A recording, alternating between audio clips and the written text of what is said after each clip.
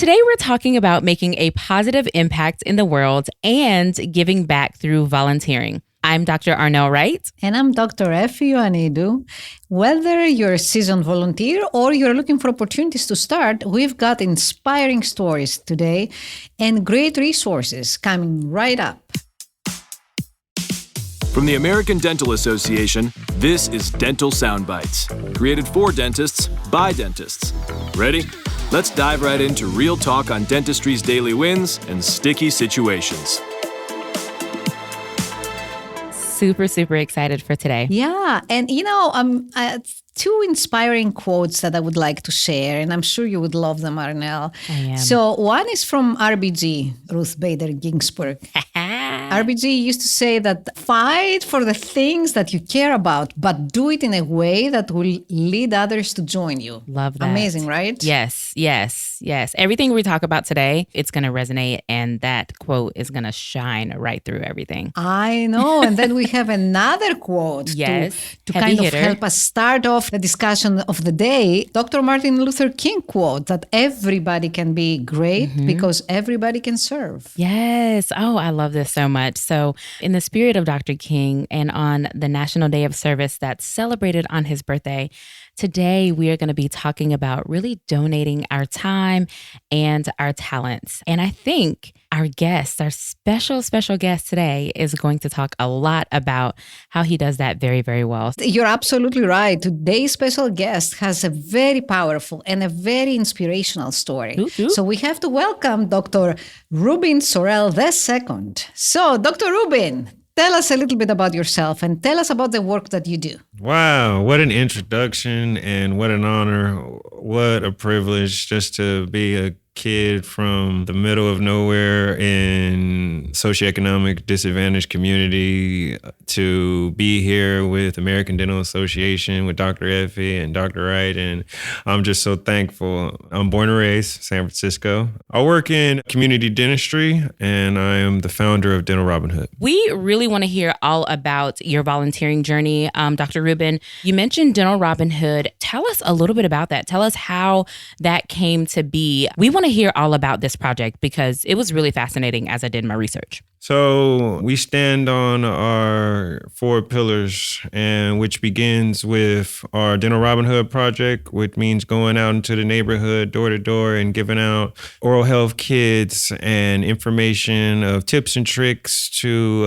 oral hygiene and free and reduced care to the community. Our second pillar is the Cut and Care Initiative, is where we go into all the communities, barbershops and beauty salons and give out those same oral health kits, but also information to the barbers and the beauticians of telltale signs of oral cancer.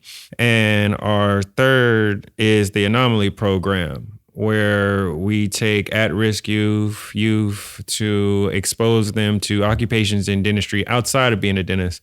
So a dental office manager, dental assistant, dental hygienist, dental technician. And our final one, our newest one, is our baby teeth, where we're partnering with at-home daycares to brush their teeth every 7 to 14 days. Nice. How did you come up with all these ideas? Tell me a little bit more about this. Is like brilliant. I know. Yes. Well, it's an interesting story for all of them, honestly. And sometimes the universe just opens up things to you if you stay open to it. Agreed. And so for the Anomaly Program, just going through my volunteer and just shadowing at different offices and knowing different people, I always found out that the dental assistants and the dental hygienists and all the support staff, they reluctantly found the oral health, which is after being at clothing stores or after having a child, just trying to find a sustainable, respectable, and a worthwhile job. And I thought, why don't they do that in the opposite? And I'm like, well, it needs to be people like me who's going to expose them to that. So that's how the Anomaly Program started. So a moving workshop, just expose all that. For the Cut and Care Initiative, I always found it interesting about the barber surgeons, doing my history, where back, if you ever went to a barber, you seen the red, white, and blue. Yes. And you never knew what that meant, but it really means emergency. And so your barber was your dentist. And so I just thought, why don't I just give the barbers and beauticians some of those signs, because they're in the face just as much as we are, probably more. Mm-hmm. And it really manifested in something beautiful because, especially in barbershops, we move the conversation from sports, misogyny, and things like that to health, betterment, hygiene, past experiences. And that's what makes life about it. And so our baby teeth, my mother has owned and operated her own at-home childcare since I was in 4th grade. So it just came to me like, this is our target population. These are the ones in need. Because the children that are that have a better shot are usually going to those facilities, those actual corporations, and have those bigger established child cares. However, by and large, those socioeconomic disadvantaged residents, they don't have that opportunity to afford those type of child cares. Do you know how much child care is nowadays? So, oh God! Listen, don't even get me started. I have a 6-year-old and a 4-year-old, and my 6-year-old, he's in 1st grade now.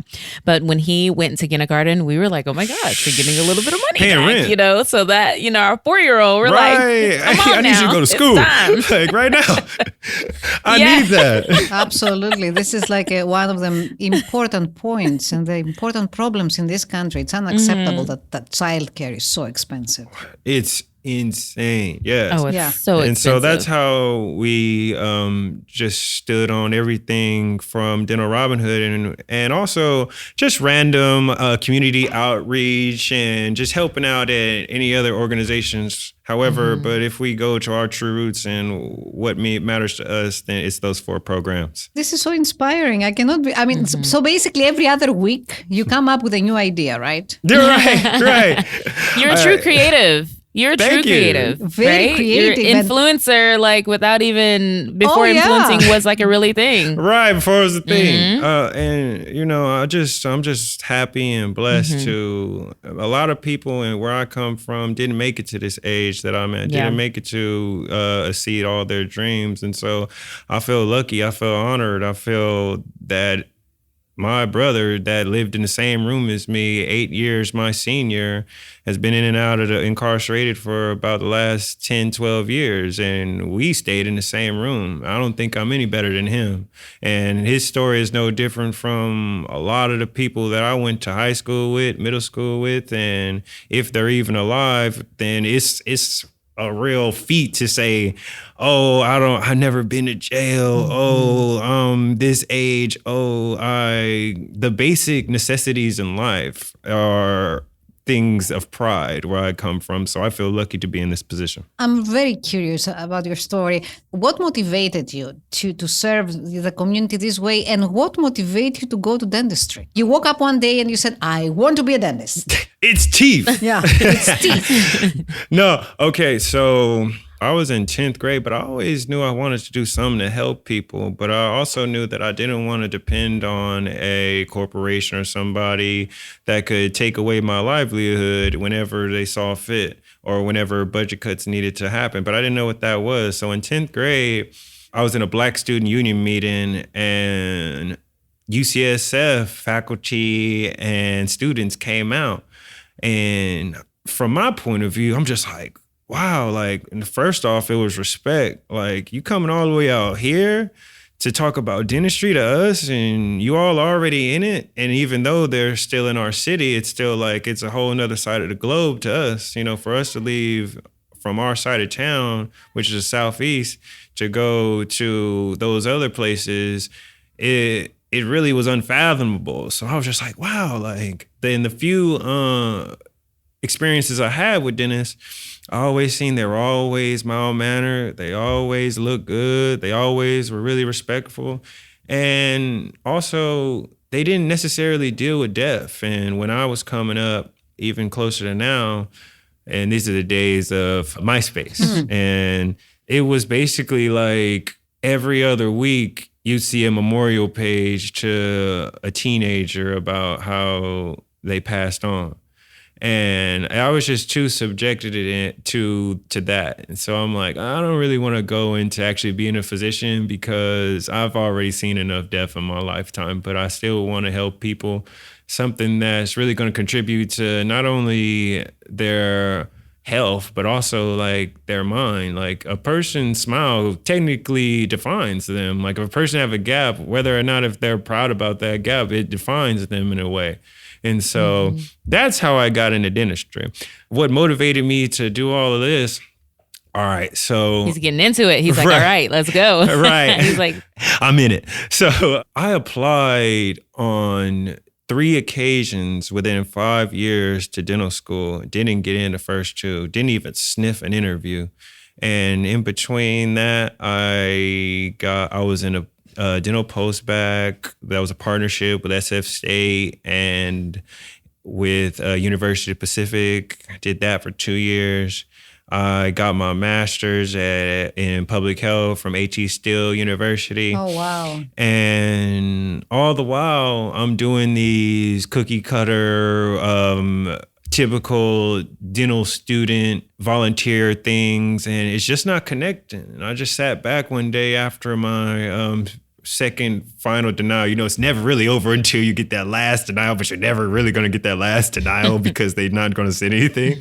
So I'm just like, this ain't working. Like, this is like, it's not connecting. I'm just like, well, how can I make an impact in oral health even if I don't become a dentist? Like, because having that DDS doesn't define me, and I could still make my mark. That's true. And so it was with just like, all right, I'm gonna go out, buy over 200 oral health kits. I'm gonna print out this sheet, and we're just go in the community. We're gonna start right there. And from there manifested all the programs, and I just stay open to whatever the universe throws me. And I'm just glad to be a part of it. I love this. Yeah. This is so freaking good. I'm sorry. Yeah. Excuse my expression, but can we just talk about how like that is such a bootstrapping story?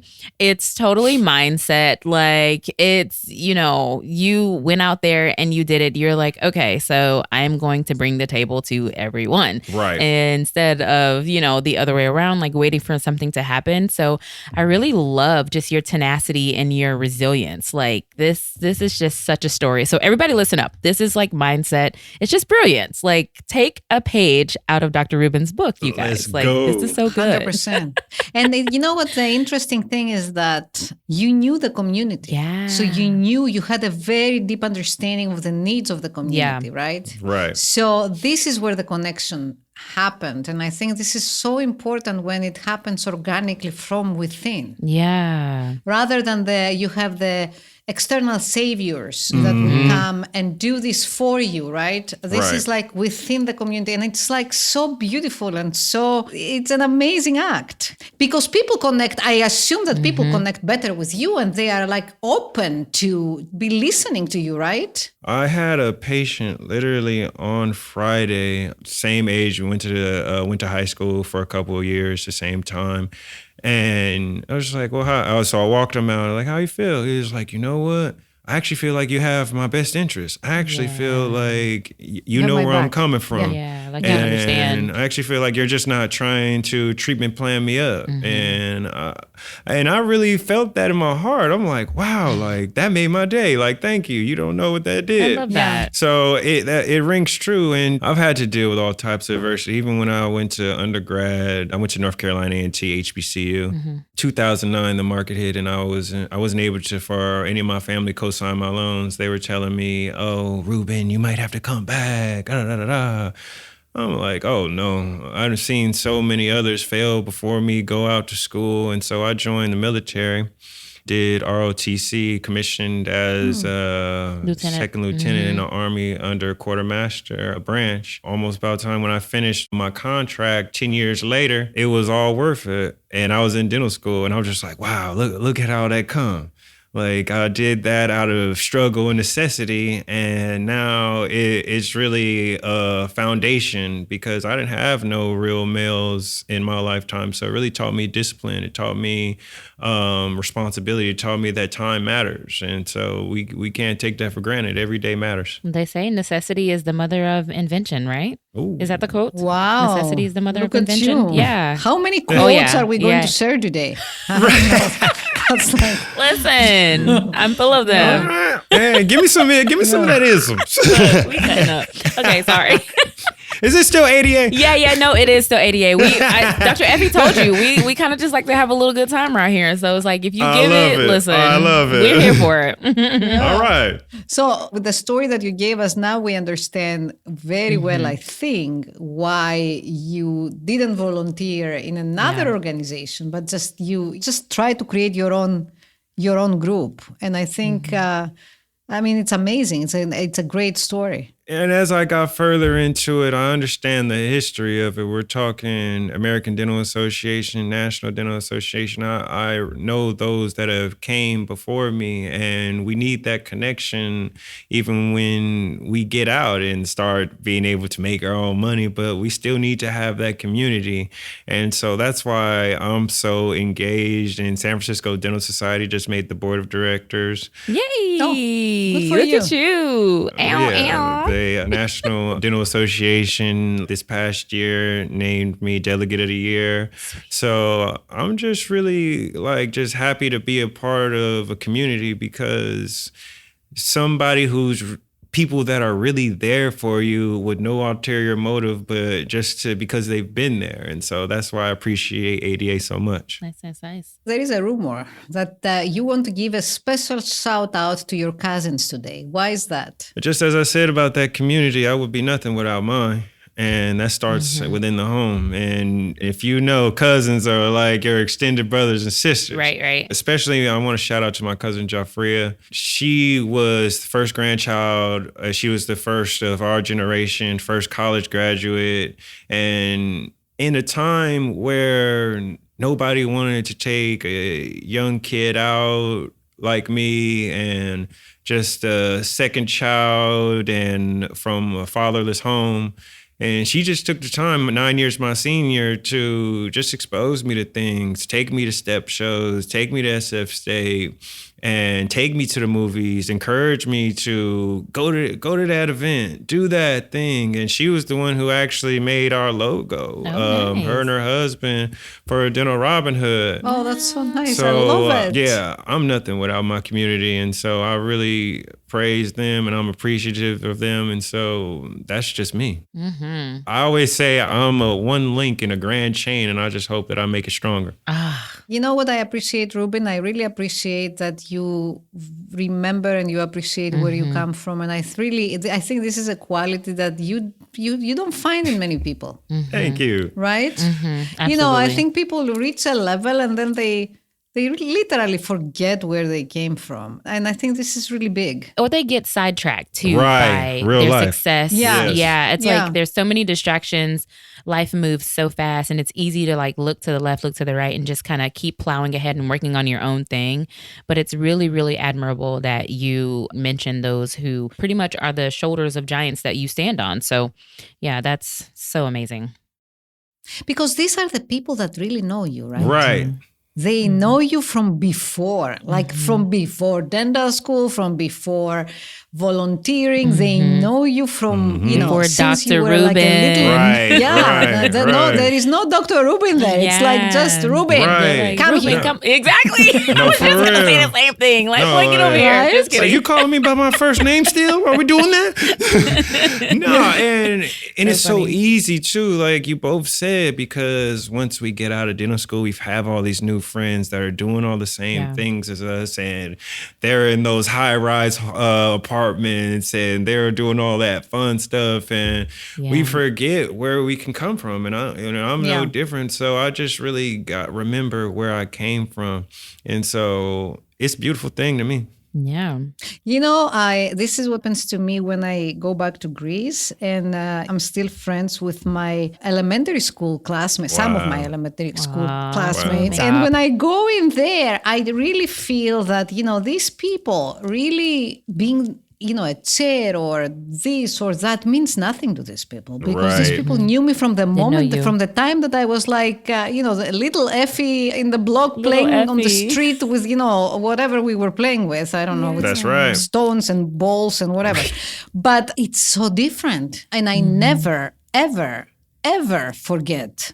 That's right. So I do appreciate what you're saying. I think it's really important. Yeah, that's exactly what it is. And it's just like, I think of it as I'm that example to let them know you can do whatever it is you want to do too, regardless of it is. And I'm that poster child of you can fail multiple times. I took the DAT 4 times. I had to get I had my to gosh, get a don't waiver. even get me started. It took me 5 years to get in, and I got into 2 schools, and that was all she wrote. But still, I remember when I didn't get in on my second time, this was like 2015. From 2015 to 2017, where like everywhere I went, I was basically like a laughingstock. Like, you still doing that, bro? You still trying to be a dentist? You still doing that thing? How many times you going to get? Now, fast forward to 2023, it's never even a thought. It's never even a thing that would happen. But I hold on to that. Like, I remember when it was a thought of like, you're an idiot. Like, why are you even doing this? Like, you failed already multiple times. And I'm just like, it's meant. Yeah. Well, some people, if they can't see very far for themselves, it's like they can't wrap their head around like your vision and your dream too. So it's unfortunate that people just can't see as far as you can, but it's amazing that you continue to push forward and forge ahead and, chart your own path. So I think you're definitely an example for everybody that's coming behind us. So you are so busy. You have all these programs within Dental Robin Hood. We know that the creative mind that you must be working on something now. So tell us what you're doing, if there's anything that you want to share, and like what you're planning on next. What can we expect from you? More life, more everything. Okay. Right now, as of August 2023, Dental Robin Hood was awarded its first contract with San Francisco Department of Public Health. Wow, and good for you. Well done. Thank you. That was to be over District 10, which is the district that I'm from, southeast part of the city, for the Children's Oral Health Task Force. And so it's up to us to gather these different groups and organizations to tackle caries for our children. I'm taking it as a personal mission to control caries in my community, my district. So that's one thing that we're just starting now. And having our first actual meeting, our first everything starting January 11th. So wait, what does the contract consist of? Are you able to disclose that? Yeah. So, okay, there's this thing called Cavity-Free SF. So that's just like a big grant initiative that's been going on for about 6 years now. And so from there, they get the money from a soda distributor tax. And so that funds a lot of health programs, and one of them are the Oral Health Task Force. So there's one in Chinatown, there's one in the Mission where it's predominantly Hispanic, and there's us in District 10, which is predominantly African American. They've been doing it for 5 years, now going on 6. And I used to be chair of the program, but at the time, the organization I was over didn't mirror the actual community.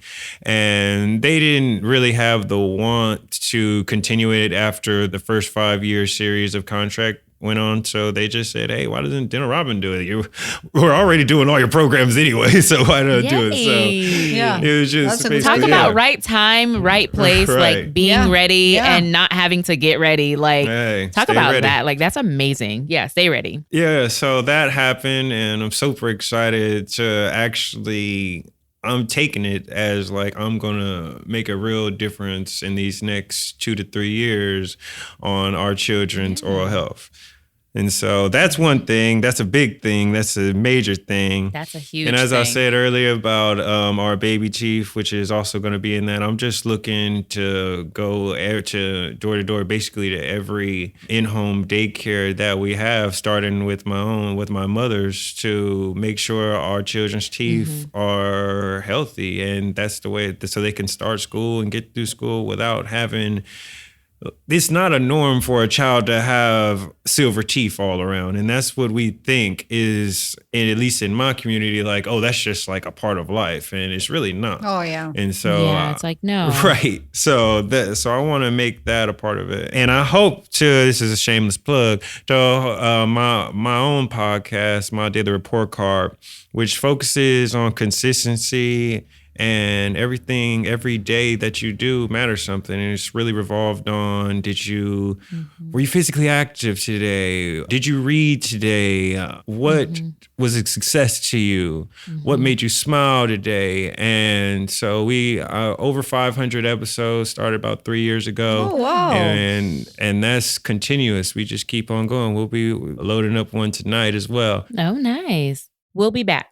You can help more patients pay for the dentistry they want and need in just 2 steps. 1. Tell your patients you accept the Care Credit credit card. 2. Let them know that they can scan your custom link QR code to privately learn about and see if they pre-qualify for Care Credit with no impact to their credit score. It's financing simplified. For Practice Solutions or to add Care Credit endorsed by ADA Member Advantage as a financing solution, visit carecredit.com. Get up and get moving with ClassPass. ADA members will save 15% on credit packages you can use at top studios and gyms across the country, including SoulCycle, Core Power Yoga, F45, and Pure Barre. There are also on-demand audio and video workouts that include strength training, cardio, stretching, meditation, and more. Visit ada.org/CP to learn more.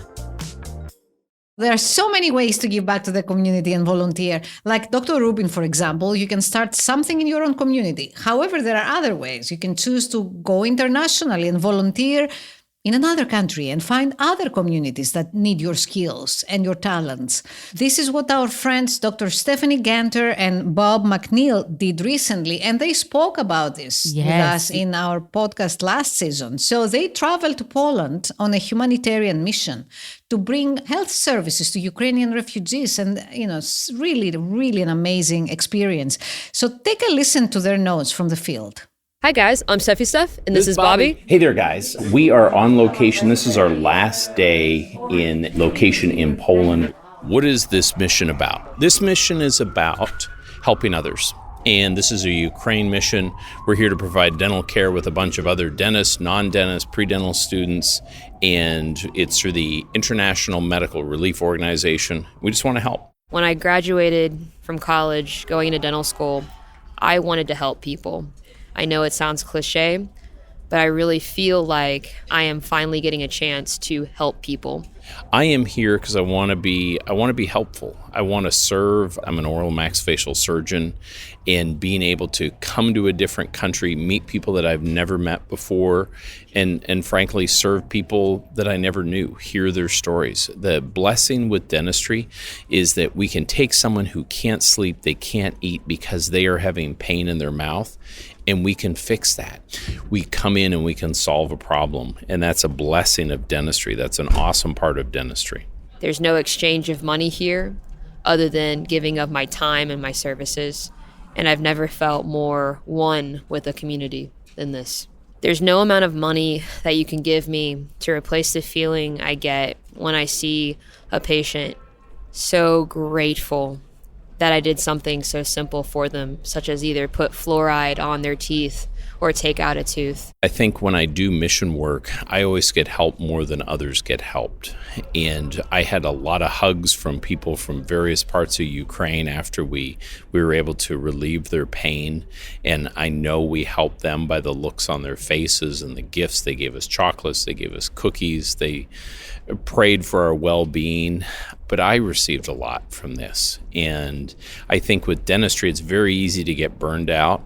And this gave me a different look on the abilities that we have as dentists. We are so lucky to be able to do what we do and serve other people. And this just adds a different element to it.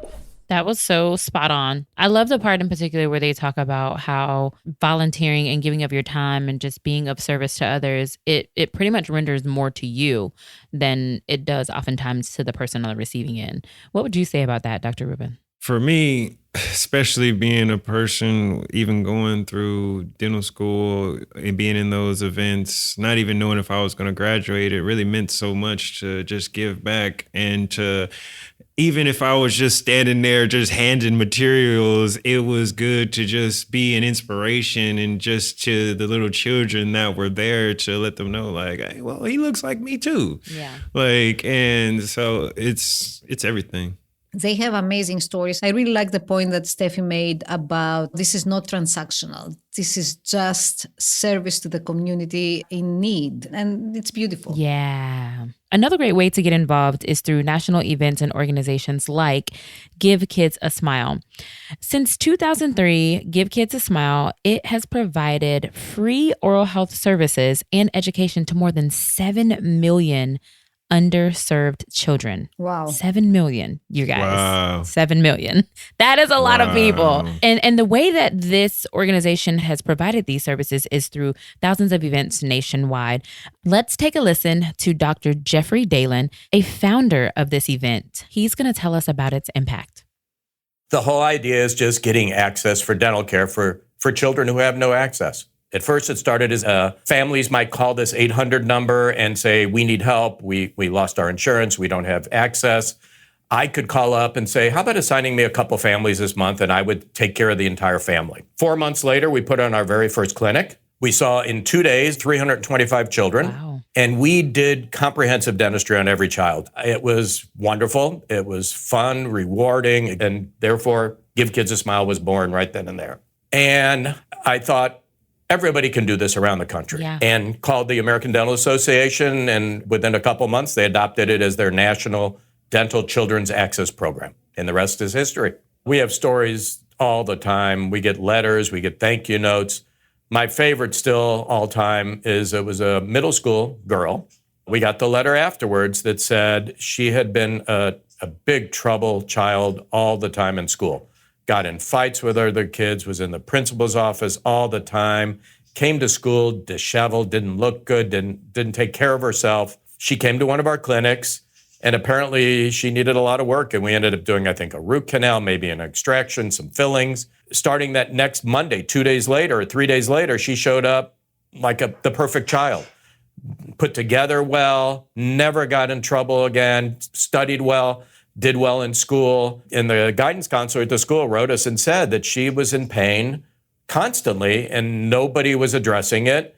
We made her pain go away and she totally became a new child. So you just think of stories like that and you just can't help but volunteer and work and give back. So just to think that millions and millions of kids have been seen just because we came up with this idea to have this Give Kids a Smile clinic, I don't even know what to say. It's unbelievable. We have very specific skills that nobody else in the world can do. We should be able to use our skills to deliver dental care to those who have no access to dental care. So my message to everybody here, if you've worked in a Give Kids a Smile program, I want to thank you. And if you've never done it, try it. Once you do it once, you're hooked. That's all I can say. You know what you're doing for these kids. Yeah. In 2023, there were 1,265 Give Kids a Smile events across 50 states. Hey, including the district, by the way. Wow. So the District of Columbia. And 55% of the U.S. dental schools participated and led Give Kids a Smile events. We're going to try to get it to 100%. How about that? Yeah. I love that. Reach for the stars. If you land on the moon, that's okay.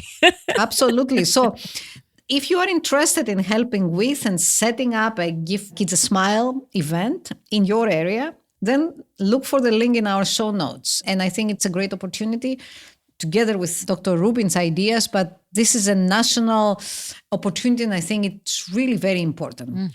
I personally have so many good experiences with Give Kids a Smile at UCSF, and just being from a student to a dentist in all facets, and it's just a wonderful, beautiful program, and I hope all the dental schools get involved with it too. Yes. On the next Dental Soundbites. Are you feeling frustrated about contracts and fees? Don't know how to break up with your provider? We're bringing in experts with tips to help you become a pro at negotiating. This was a very, very nice experience to meet you, Rubin, and share the stories and your history in San Francisco. And you have to take me on a tour, by the way. Let's go. I'm fourth generation. I'll show you the places. Let's go. Show me places. Hey, say less. Aw, you guys are having fun. I'm sorry. I know I'm going to have to take her for a second. Yes. East Coast, West Coast That's love. right. What's up? That's right. Thank you so much for making the time to be with us. Of course. You're so busy. You're doing so many incredibly important things. So this is an honor for us to have you here, to share your stories and all these amazing things that you're doing in the community. It's great. Yeah. And Dr. Rubin, why don't you tell all of our listeners how they can find you, how they can find out more about you and Dental Robin Hood and all of the amazing things that you're doing with your work? Wow. And just the pleasure was all mine. It was really an honor. And just to know where I come from and to be on the stage with you two is really mind blowing. And I make it easy for people. So I got a link tree. It's Smile for Lifers. You're going to see it in the notes. It's basically going to lead you to all my links. Dental Robin Hood. It's going to take you to my personal Instagram, RS2DDS. We got the My Daily Report Card podcast. We got playlists. And it's like, I remember I heard a Nipsey Hussle interview, and he said that the music back then in the previous generations, you could live by. You could take those lyrics and live by. And that's what I want the brand of Dental Robin Hood to be.